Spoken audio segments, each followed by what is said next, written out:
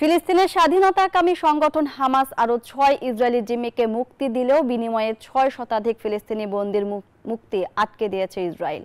দখলদার দেশটি জানিয়েছে, পরবর্তী জিম্মিদের অপমানজনক অনুষ্ঠান ছাড়া মুক্তি নিশ্চিত না হওয়া পর্যন্ত ফিলিস্তিনি কারাবন্দীদের মুক্তি দেওয়া হবে না।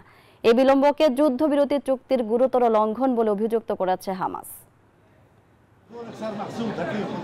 গাজা যুদ্ধবিরতির চুক্তি অনুযায়ী শনিবার আরও ৬ ইসরায়েলি জিম্মিকে মুক্তি দেয় ফিলিস্তিনের স্বাধীনতাকামী সংগঠন হামাস।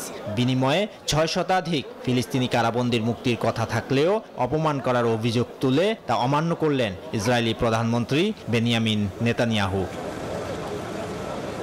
এক বিবৃতিতে দখলদার দেশটির নেতা জানান, অপমানজনক অনুষ্ঠানের মাধ্যমে ইসরায়েলি জিম্মিদের ফেরত দিয়েছে হামাস।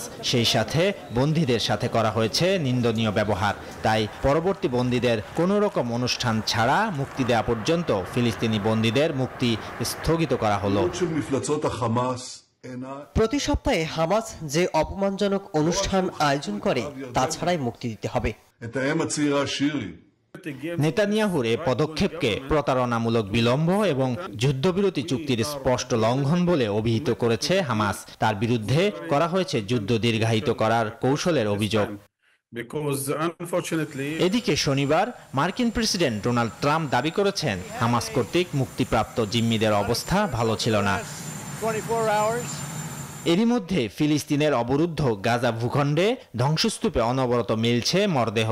এর ফলে অবরুদ্ধ উপত্যকাটিতে ৪৮,৩০০ ছাড়িয়েছে প্রাণহানির সংখ্যা। Desk report, news 24।